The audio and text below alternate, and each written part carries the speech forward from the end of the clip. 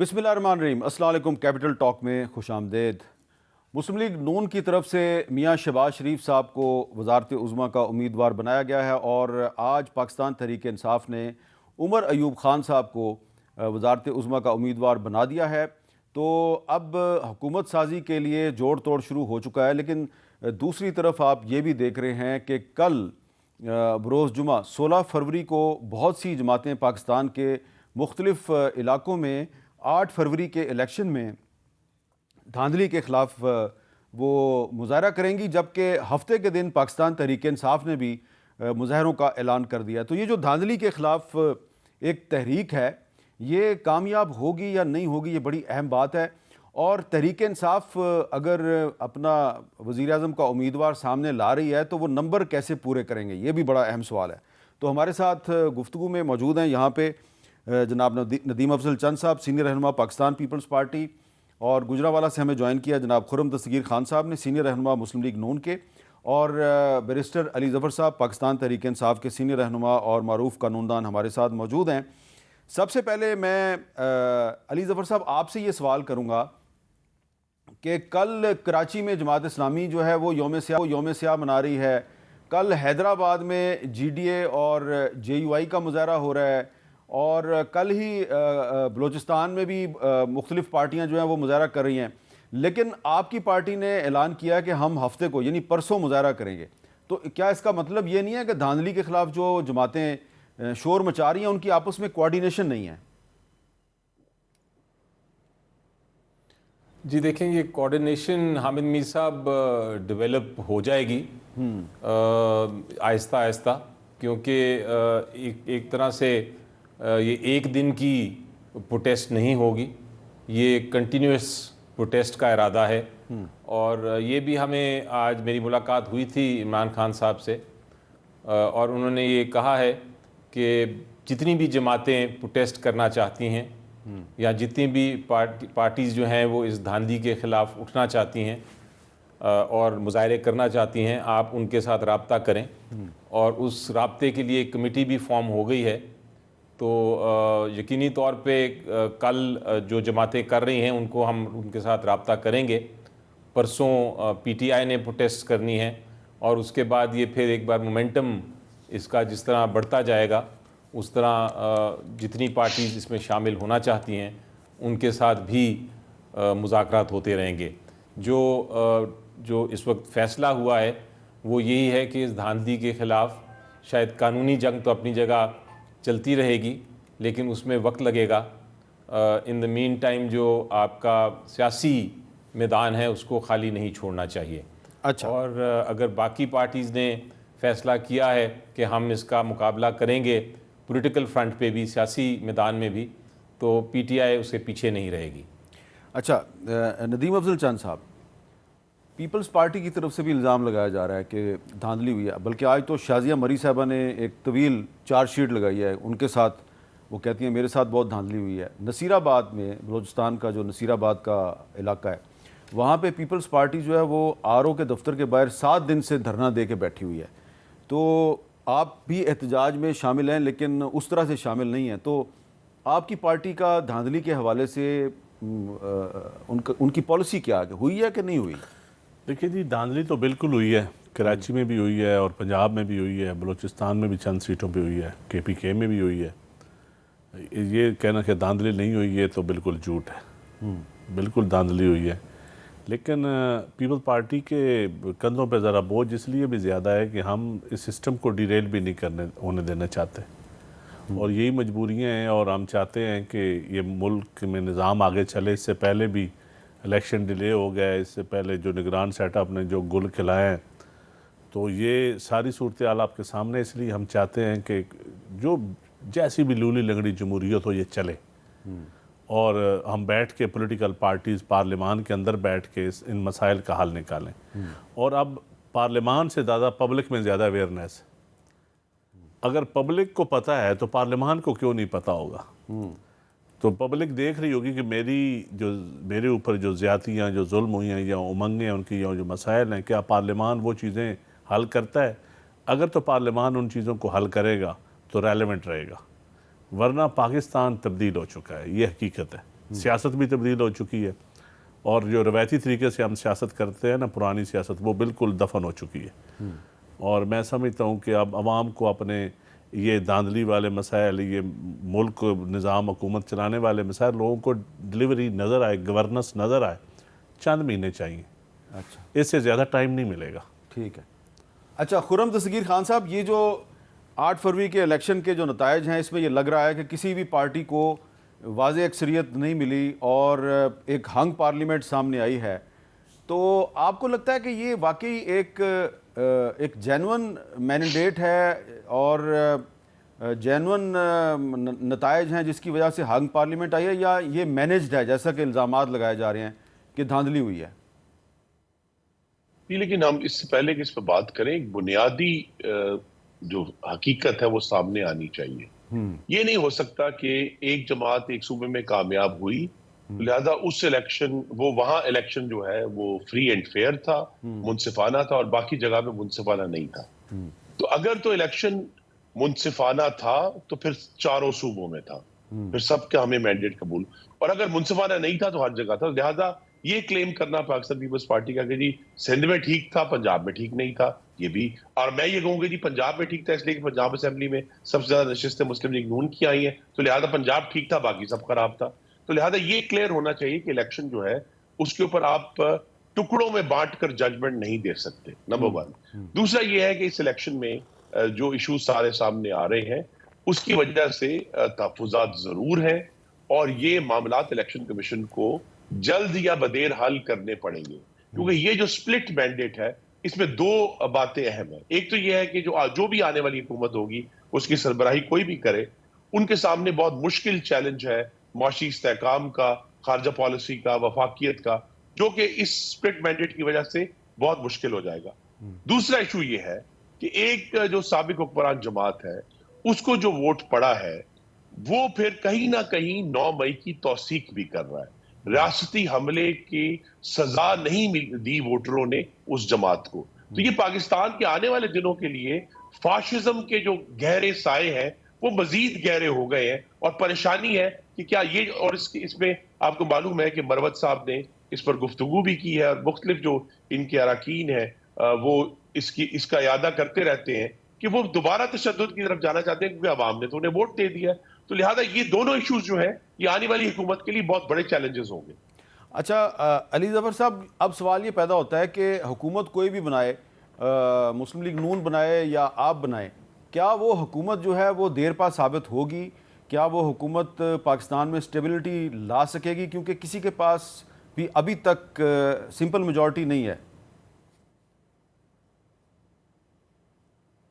جی دیکھیں، میری نظر میں تو جو اس وقت فگرز ہیں آپ کے سامنے جس طرح مینیج کیے گئے ہیں، مختلف پارٹیز کا ایک کسی کی بھی ایبسولوٹ میجورٹی نہیں، اور ایک کولیشن گورنمنٹ کی طرف جا رہے ہیں، یا ایک سپورٹ مختلف پارٹیز کی لے کے حکومت بنائی جا رہی ہے، مجھے تو نہیں نظر آتا کہ یہ 6 مہینے سے زیادہ چل سکے گا نظام، کیونکہ پاسبل ہی نہیں ہے۔ اتنے بڑے کرائسز ہیں، اتنی بڑی فیصلے کرنے ہیں، اس کے لیے آپ کو چاہیے ایک ایسی جماعت جو کہ میجورٹی جس کے پاس ہو، اور جس کے پاس مینڈیٹ ہو لوگوں کا، جس کے پاس لیجٹیمیسی ہو، جس کو لوگ چاہتے ہوں، پھر وہ حکومت میں آئیں گے تو وہ اس طرح کی جو فیصلے ہیں جو کرنے اس وقت آنے والے ہیں فیصلے کرنے کے لیے، وہ ان فیصلوں کو قوم بھی ایکسیپٹ کرے گی، وہ فیصلے حکومت کر بھی سکے گی، اور پھر اس سے ہمارا آگے جا کے پروگریس ہو سکے گا۔ اگر آپ نے حکومت اس طرح کی بنائی تو پہلی بات تو یہ ہے کہ ان کے پاس لیجٹیمیسی نہیں ہوگی اس قسم کے الیکشن کے بعد۔ نمبر 2، لوگوں کا مینڈیٹ نہیں ہوگا، لوگ اس پہ یقین نہیں کریں گے، اعتماد نہیں کریں گے، انٹرنیشنل دنیا اس پہ اعتماد نہیں کرے گی، وہ فیصلے نہیں کر سکے گی جو فیصلے کرنے کی ضرورت ہے۔ تو اس کے بغیر اس سارے ماحول میں کسی صورت میں 6 مہینے سے زیادہ میری نظر میں یہ حکومت نہیں چل سکے گی۔ تو یہ اس قسم کا انفارچونیٹ سچویشن ہو گئی ہے۔ لوگوں نے اپنا ووٹ ضرور دیا، لوگوں نے ایک پارٹی کو چنا، وہ نظر آ رہا ہے سب کو، لیکن بدقسمتی سے جو پری پول رگنگ تو اپنی جگہ تھی، جو پوسٹ پول رگنگ ہوئی ہے، جو فارم 45 کو تبدیل کیا گیا، فارم 47 ایشو کیے گئے، فارم 49 جلدی سے ایشو کر دیے گئے، یہ سارا جو معاملہ ہے یہ لوگوں سے چھپا نہیں رہا. اور اس لیے میں کہتا ہوں کہ یہ 6 مہینے سے زیادہ میری نظر میں یہ حکومت، اس طرح کی حکومت نہیں چل سکے گی. اچھا، یہ جو آپ ہو سکتا ہے یہ جو آپ 6 ماہ والی بات کر دوبارہ رہے ہیں، الیکشنز کرانے پڑیں. آپ جو 6 ماہ والی بات کر رہے ہیں، اس میں باقی بھی اپنے 2 معزز مہمانوں سے بات کرتا ہوں، لیکن ایک آرگومنٹ یہ دیا جا رہا ہے کہ تحریک انصاف جو ہے وہ کہہ رہی ہے جی کہ اس الیکشن میں بڑی دھاندلی ہوئی ہے. تو آپ کے سخت مخالف تھے جہانگیر ترین، وہ الیکشن ہار گئے، پرویز خٹک صاحب الیکشن ہار گئے، ہمارے ساتھ موجود ہیں خرم دستگیر صاحب بھی ہار گئے، ندیم افضل چند صاحب بھی ہار گئے، خواجہ سعد رفیق، جاوید لطیف، رانا ثناءاللہ، میں بہت سی مثالیں دے سکتا ہوں، نواز شریف صاحب مانسہرہ سے ہار گئے. تو اگر ہر جگہ پہ دھاندلی ہوئی ہے تو پھر یہ لوگ کیسے ہار گئے؟ جی دیکھیں، میری نظر میں جو میں اس کو کیلکولیٹ کرتا ہوں، ہر جگہ شاید دھاندلی نہیں ہوئی. ایم یہ تھی کہ کسی طرح سے جو پی ٹی آئی ہے اس کو 90 یا 100 سے زیادہ سیٹیں نہ دی جائیں اور باقی پارٹیز کو دی جائیں، تاکہ ایک اسی طرح کا ماحول ہو کہ پی ٹی آئی حکومت نہ بنا سکے سینٹر میں، اور جو سب سے بڑا صوبہ ہے پنجاب میں، اور دوسری جو پارٹیز ہیں وہ بنا سکیں. اس کے لیے پھر سلیکٹیو جو سیٹیں تھیں وہاں دھاندلی شاید کی گئی، اور وہاں سے جو سٹنگ یا جو وننگ کینڈیڈیٹس تھے ان کو ہٹایا گیا اور دوسروں کو لایا گیا. تو اس لیے یہ نہیں آپ کہہ سکتے کہ 100% ہر سیٹ پہ ہی دھاندلی ہوئی. میری نظر میں سلیکٹیو سیٹس پہ دھاندلی ہوئی. اچھا، چند صاحب یہ کہہ رہے ہیں علی ظفر صاحب کہ یہ جو بھی حکومت آئے گی 6 مہینے سے زیادہ نہیں چلے گی، آپ ایگری کرتے ہیں؟ دیکھیں جی، میں سمجھتا ہوں کہ یہ بڑی بدقسمتی ہوگی اگر 6 مہینے حکومت نہ چلے، اور اس کی ذمہ داری میں سمجھتا ہوں کہ تمام پولیٹیکل جماعتوں پہ ہوگی، ماں سوائے پیپلز پارٹی کی. اس لیے کہ پیپلز پارٹی ابھی بھی کراچی میں اس کے سیٹیں چھینی گئی ہیں اور پنجاب میں چھینی گئی ہیں. میں آپ کے سامنے بیٹھا ہوں، تو اس کے باوجود ہم آپ سمجھتے ہیں آپ سے سیٹ چھینی گئی؟ بالکل چھینی گئی. آپ کے پاس فارم 45 ہیں؟ میرے پاس فارم 45 70 بیگ بھی غائب ہیں، 70 فارم 45 بھی غائب ہیں، اور جو کچھ میرے ساتھ ہوا وہ سارے علاقے سے پوچھ لیں، الیکشن کمیشن سے پوچھ لیں. میں تو چاہتا ہوں کہ فری اینڈ فیئر انکوائری ہو جائے ہمارے علاقے کی، کوئی ایجنسی کر کے دے دے ہمیں انکوائری. اچھا، یہ جو کچھ لوگ کہہ رہے ہیں کہ ندیم افضل چند تھے یا خرم دستگیر خان صاحب تھے یا سعد رفیق صاحب تھے یا جاوید لطیف صاحب تھے، وہ سویلین سپرمیسی کی بات بہت کھل کے کرتے تھے تو اس لیے ہار گئے، اور جو یہ بات نہیں کرتے تھے وہ کمفرٹیبلی جیت گئے. ہمارے سے کوئی غلطیاں تو ہوئی ہیں نا جی، ہمارے سے غلطیاں تو کچھ ہوئی ہیں. آپ سمجھتے ہیں کہ آپ نے غلطی کی؟ سپریم کورٹ کو بھی نوٹس دیا تھا، آڈٹ جب پی ایس سی کا چیئرمین تھا، کچھ غلطیاں میرے سے ہوئی. اس سے بعد بھی جو میرا نظریات ہے شاید وہ غلط ہی ہیں اس زمانے کے حساب سے. اچھا، ہاں، میں سمجھتا ہوں غلطی ہوئی ہیں، لیکن اس کے باوجود اتنا کوئی بڑا گناہ نہیں تھا کہ میرے علاقے کے لوگوں کو سزا دینا یا اس لوگوں کا. ہم کون سا ملک دشمن لوگ ہیں؟ ہم بھی یہی بات کرتے ہیں کہ اس ملک میں ہر کوئی اپنے دائرے میں رہ کے کام کرے، اور اس ملک کا پارلیمان یا بند کر دیں یا اس کو چلنے دیا جائے. اور یہ جو سیاسی جماعتیں کے اندر جو ایک کٹ پتلی جماعتوں کے اندر ایک کٹ پتلی گروپ ہوتا ہے، جو اس کٹ پتلی گروپ کو بھی کنٹرول کرنا یہ پولیٹیکل جماعتوں کی بھی ذمہ داری ہے، اور میں سمجھتا ہوں سسٹم کی بھی ذمہ داری ہے. اچھا خرم دستگیر، اور المیہ یہ ہے یہ معنی نہیں رکھتا کہ ہم آ رہے ہیں جیتے. المیہ یہ ہے کہ الیکشن پہ اعتبار کون کرے گا، الیکشن پہ لوگوں کو ضرورت کیا ہوگی. آپ وزیر اعظم کو پھانسی دینے سے لے کے عدت تک کا سفر آپ نے طے کر لیا. کیا یہ اس کے لیے یہ ملک بنا تھا؟ کیا اس کے لیے یہ پارلیمانی نظام آپ چلانا چاہتے ہیں؟ تو آپ دوبارہ ویسی باتیں کر رہے ہیں. لگتا ہے اب اگلا الیکشن بھی آ رہیں گے. کوئی نہیں، اب جتنے اروائے گئے ہیں اب نو پرابلم، میں ان چیزوں سے مبرہ ہو چکا ہوں. اچھا خرم صاحب، یہ بتائیں کہ یہ آپ ایگری کرتے ہیں کہ یہ اگلی حکومت جو ہے یہ 6 مہینے سے زیادہ نہیں نکالے گی؟ جی اس پہ میں بات کرتا ہوں، لیکن جو میرا جرم تھا اس کے تو آپ عینی شاہد ہیں میر صاحب. میں نے اس کا اس لیے دوبارہ ذکر نہیں کیا. ہاں، وہ پی ڈی ایم کا اکتوبر 2020 کا جلسہ تھا جو ہم نے انتہائی آمرانہ رکاوٹوں کے بعد، اس وقت کی جو حکومت تھی پی ٹی آئی کی، اس کے تمام رکاوٹیں توڑ کر الحمدللہ اور اس جلسے میں جو نعرے لگے تھے، جی تو وہ شاید یہ جرم تھا، اس کے اوپر ہم قیاس آرائی کر سکتے ہیں. نہیں، یہ حکومت جو ہے نا جی، اس کے جو حکومت بنے گی انشاءاللہ میرے نظر میں اس کے پاس تقریباً 15 ماہ کا وقت ہے، 2025-26 کا جب بجٹ آئے گا، کہ اس دوران کیا یہ پاکستان کو معاشی استحکام دے پائے گی یا نہیں دے پائے گی. یہ بہت بڑا سوال ہے. مہنگائی کو چلے اگر کم نہیں کر سکتے قیمتیں، لیکن قیمتوں کو روک پائے گی کہ نہیں روک پائے گی. کیا پاکستان کے جو بڑے محیب فیڈرل گورنمنٹ کے جو فائنینشیل ایشوز ہیں کیا اس پہ کوئی بہتری کر پائیں گے؟ لہٰذا ان کے پاس 6 مہینے تو آپ کہہ سکتے ہیں، لیکن میرے خیال میں 1.25 سال کا وقت ہے، جس میں تو اگر تو یہ استحکام لے آئے، اسٹیبلائز اور کنسولیڈیٹ کر پائے تو پھر یہ معاملہ آگے چلے گا. ورنہ جو موسم خزاں آئے گا 2025 کا، اس میں پھر بہت بڑے ایشوز کھڑے ہو جائیں گے. اچھا علی ظفر صاحب، یہ اب اگر عمر ایوب خان صاحب کو وزارت عظمیٰ کا امیدوار بنایا گیا ہے تو آپ کو لگتا ہے کہ واقعی جینون طریقے سے تحریک انصاف کوشش کرے گی کہ وہ وزیر اعظم بن جائیں؟ کیونکہ جن پارٹیوں کے پاس زیادہ سیٹیں ہیں ان کا تو آپ نے بائیکاٹ کر دیا کہ ان سے تو ہم نے بات ہی نہیں کرنی، نہ نون لیگ سے، نہ پیپلز پارٹی سے، اور نہ ہی ایم کیو ایم سے. تو جو باقی پارٹیاں ہیں ان کے پاس تو اتنے نمبرز ہی نہیں ہیں، تو وزیر اعظم کیسے بنے گا آپ کا؟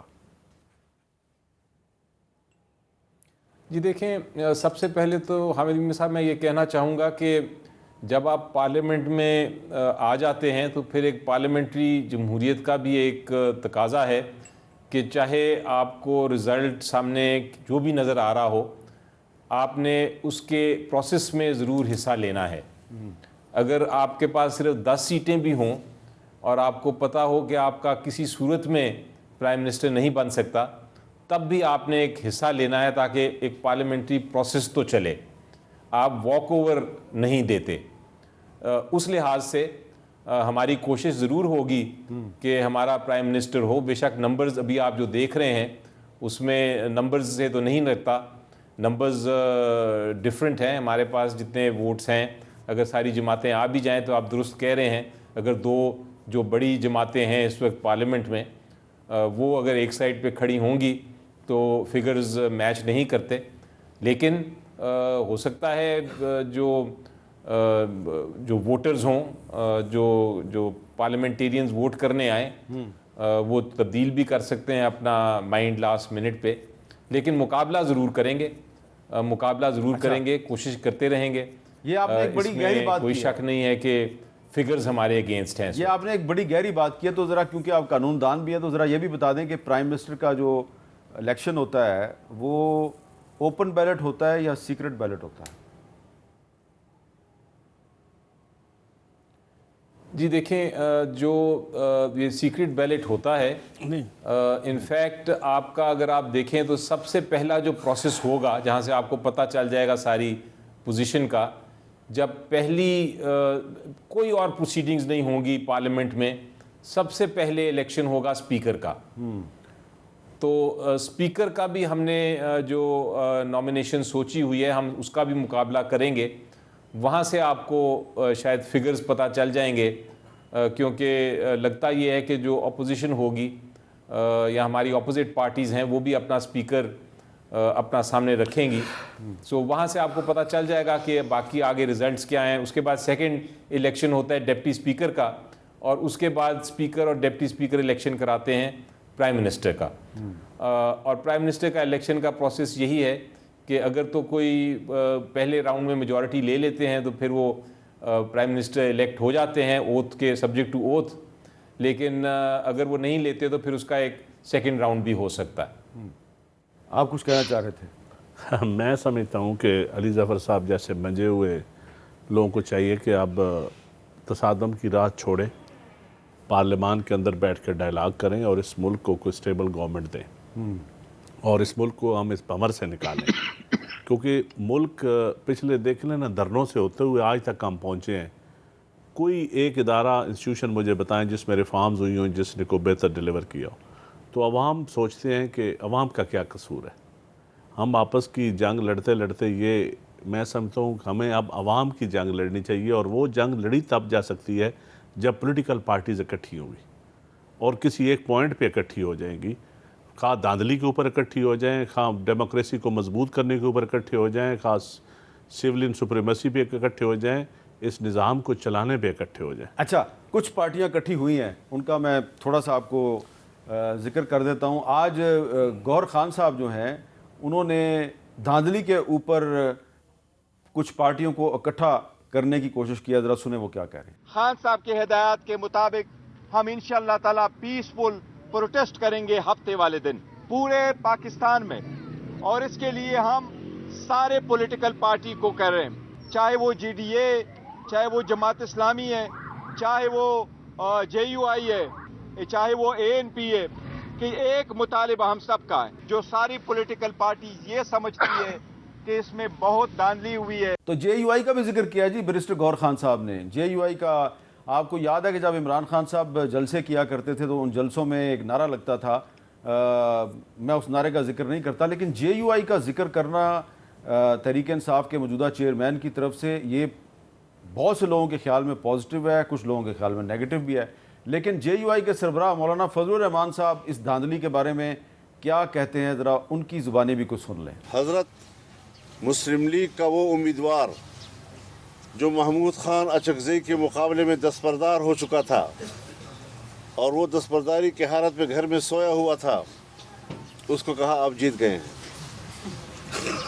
داری کی حالت میں سویا ہوا تھا، اس کو کہا گیا آپ جیت چکے ہیں، اور اس کینڈیڈیٹ کا تعلق تھا مسلم لیگ نون سے، اور مولانا فضل الرحمان صاحب پی ڈی ایم کے سربراہ رہے ہیں، جس میں کہ مسلم لیگ نون جو ہے وہ سب سے بڑی جماعت تھی۔ ایک وقفے کے بعد دوبارہ ملتے ہیں۔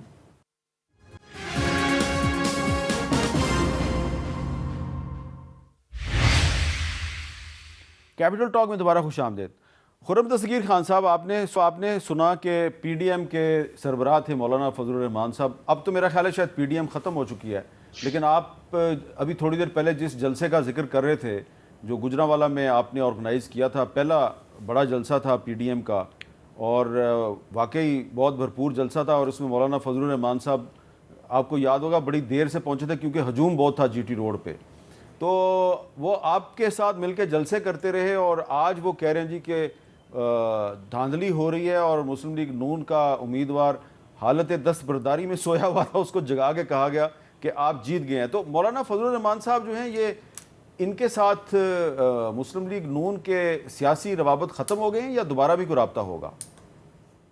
جی بالکل ہوگا۔ مولانا کے ساتھ ایک ہم نے پی ڈی ایم کی جو حکومت تھی اس دوران بھی اور اس سے پہلے بھی ایک مستقل رابطہ تھا، اور میری توقع یہ ہے کہ اگرچہ اس وقت وہ اضطراب میں ہیں اور درست طور پہ ہیں، لیکن ان سے بات کر کے انہیں آنے والی حکومت کا حصہ بننا چاہیے، اور ہم انہیں ایک بار نہیں کئی بار دعوت دیں گے انشاءاللہ۔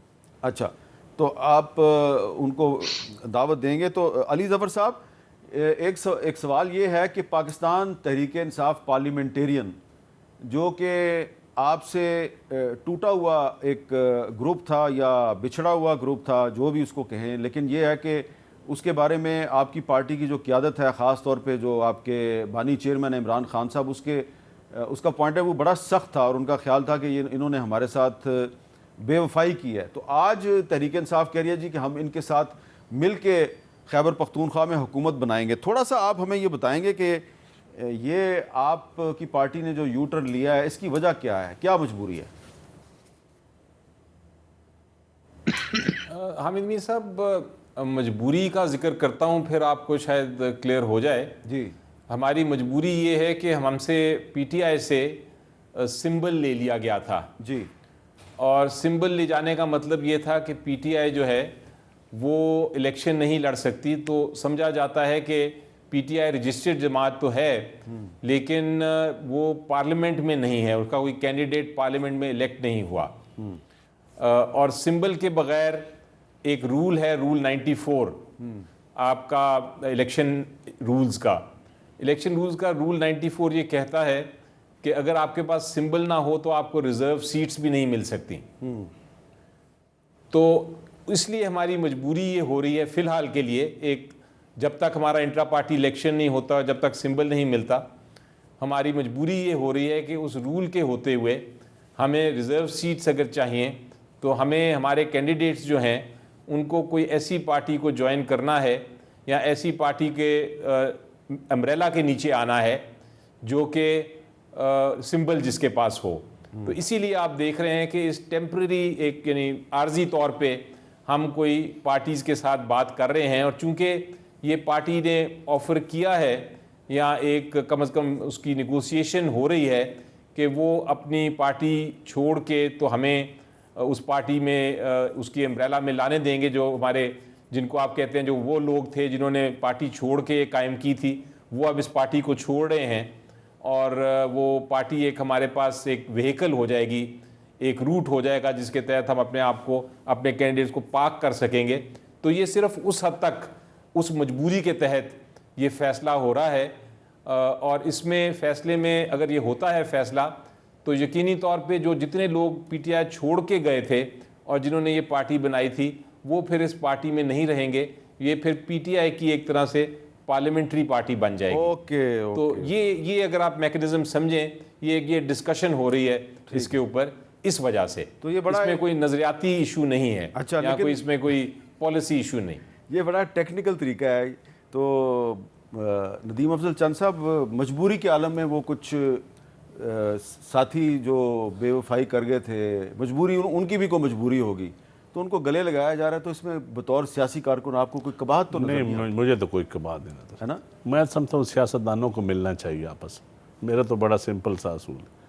और ये जो लड़ाइयाँ हुई हैं या करवाई जा रही हैं या आगे होंगी, इससे मुल्क को फ़ायदा नहीं होगा। तो एक और भी आपका एक पुराना साथी दोस्त, वो भी मजबूरी के आलम में कभी एक पार्टी में गया, फिर दूसरी में गया, फिर वो पीटीआई में गया, आखिर में फिर पीटीआई छोड़ के बेचारे ने आज़ाद इलेक्शन लड़ा, आज़ाद लड़के जीत गया, कल वो फिर मुस्लिम लीग नून में चला गया। तो फिर मेरा ख्याल है उस पर भी कोई तनकीद नहीं होनी चाहिए। मैं देखिए, मैं उसका आजकल जो हालात हैं इस मुल्क के जी, हाँ, अगर तो कोई फेयर माहौल हो ना, तो फिर कोई पार्टियां छोड़े तो उस पर डिबेट की जा सकती है। इस वक्त माहौल ही फेयर नहीं है, माहौल फेयर नहीं है, निज़ाम अदल नहीं है। जब अदल ना हो ना, तो फिर में बैठ के हम लोगों की पगड़ियाँ उछालना। तो ज़मीनी हकायक ये हैं कि जो लोग ज़मीनी हकायक बड़े खतरनाक हैं। वफादारी तब्दील कर रहे हैं। आपने इलेक्शन कभी लड़ना, जिन्होंने लड़े हैं ना इलेक्शन, उनसे पूछें कि क्या किस दरिया को वो अबूर करके आए हैं। और फिर इलेक्शन लड़ने के बाद, जीतने के बाद भी वो मजबूरियों की जंजीरों में जकड़े जाते हैं। इस यहाँ तो असम्बली में बंदा 5 साल गुजारे तो आपको पता है कितनी जंजीरें होती हैं। फिर जब अच्छा, मैंने एक क्लिप चलाना है, अपने एक बहुत पुराने हमारे दोस्त हैं और चंद साहब के भी दोस्त हैं, तो उन्होंने कल मुस्लिम लीग नून में शमूलियत इख्तियार की है, और बहुत से लोग जो हैं वो सोशल मीडिया पे उन पर तनकीद कर रहे हैं। लेकिन मैं चाहता हूं कि आपको भी पता होना चाहिए कि लोग जो हैं वो कितने मजबूर होते हैं। देखिए मैं किसका जिक्र कर रहा हूँ। रज़ा याद हराज साहब, आपने मुस्लिम लीग नून में शमूलियत इख्तियार की थी 2013 के इलेक्शन में, और अब आप इमरान खान साहब को जाकर मिलते हैं, वजह क्या है? जनूबी पंजाब के लोगों की लॉयल्टी स्टेट के साथ है, किसी फर्द के साथ नहीं। जिस वक्त हमारे लोगों को ये एहसास शुरू हो जाता है कि ये बंदा पाकिस्तान के साथ मुखलिस नहीं रहा, मीर साहब वो अपना एक सोच रखते हैं और अपना एक रवैया बना लेते हैं। मीर साहब, अगर आप अदलिया को, पाक फौज को, पाकिस्तान के स्टेट इंस्टीट्यूशंस को मलाइन करें और टारगेट करना शुरू कर दें, तो मीर साहब ये सियासत नहीं है। शहबाज शरीफ साहब के बारे में मेरी थोड़ी सी मुख्तलिफ राय है। मैं समझता हूँ कि शहबाज शरीफ साहब एक अच्छे आदमी हैं। अगर ये जो मौजूदा हालात और जो पार्टी में जो नुकसान हुआ है, ये शहबाज शरीफ साहब की वजह से नहीं हुआ, इसकी वजह मियां नवाज शरीफ साहब है। ये बड़ा क्लियर रखें। मियां नवाज शरीफ साहब को तो भी सजा हुई नहीं, और वो अपना एक नैरेटिव बना गए कि मुझे क्यों निकाला। पता उनको भी है कि उनको क्यों निकाला गया। वो अभी मजीद जजमेंट आ जाएगी तो सबको पता चल जाएगा। मैं तो बड़ा स्ट्रेट फॉरवर्ड से बात थी कि नाहल आदमी पार्टी का चेयरपर्सन नहीं हो सकता। सर, ज़ियाउल हक के साथ भी तो इनका रिश्ता था। मेरी उम्र आपको लग जाए, वो मुझे कहा था कि मेरी उम्र तुम्हें लग जाए। हामिद मीर, मैंने तो कभी आपको नहीं कहा। तो वैसे रज़ा हराज साहब जो हैं ये आज़ाद उम्मीदवार की हैसियत से जीते हैं, और ये पीटीआई बैक्ड आज़ाद उम्मीदवार नहीं थे, ये वाकई आज़ाद उम्मीदवार थे, और अब जीतने के बाद ये दोबारा उस पार्टी में चले गए हैं जिसके कायद नवाज शरीफ साहब हैं। तो खुर्रम दस्तगीर खान साहब, वैसे तो हम सब जानते हैं कि मजबूरियां होती हैं, और लोग जो है वो मजबूरियों की वजह से कहते हैं जी कि हमने वफादारी तब्दील की, लेकिन आपको ये लग नहीं रहा कि जिस तरीके से कुछ इंडिपेंडेंट्स को आपकी पार्टी में शामिल करवाया जा रहा है, तो उससे آپ کی پارٹی کی جو سیاسی ساکھ ہے اس کو دھچکا پہنچ سکتا ہے، یا اب یہ کوئی مسئلہ نہیں ہے عام لوگوں کا؟ نہیں میر صاحب، پہلے تو بات یہ ہے کہ آپ نے، میں شکر گزار ہوں، آپ نے درست طور پر ناظرین کو بتایا کہ سارے آزاد امیدوار ایک جماعت کے حمایتی نہیں تھے۔ ہر پارلیمان میں، اور آپ نے بہت پارلیمان دیکھی ہیں، 20 سے 40 تک آزاد امیدوار ہم نے دیکھے ہیں جو الیکٹ ہو کے ملک کے مختلف حصوں سے آتے ہیں۔ لہٰذا یہ کہہ دینا کہ جی سارے آزاد امیدوار ایک طرف تھے۔ اب یہ جو آپ نے کلپ چلایا ہمارے بھائی کا، یہ تو مسلم لیگ نون کا حصہ رہ چکے ہیں اور بڑے بھرپور طریقے سے موجود تھے 2013 سے 18 کی اسمبلی میں۔ لہٰذا اگر وہ واپس آئے ہیں تو یہ ان کا اپنا فیصلہ ہے، لیکن اصل ایشو یہی ہے، میں پھر دہرا دوں کہ اس الیکشن میں ایک تو خطرے کی گھنٹی وہ ہے کہ اگر کہیں نہ کہیں اگر 9 مئی کی توثیق ہے تو ہمارے لیے بہت خطرناک ہے، اور دوسرا یہ ہے کہ آنے والی حکومت کے لیے جو مہنگائی کو روکنا اور بجلی کے بلوں کو روکنا وہ چیلنج ہے۔ اگر وہ یہ چیلنج پورا کر پاتے ہیں تو یہ معاملہ آگے چلے گا، ورنہ پھر بہت مشکل ہو جائے گی۔ جی یہاں پہ ایک اور وقفہ لیتے ہیں، وقفے کے بعد دوبارہ ملتے ہیں۔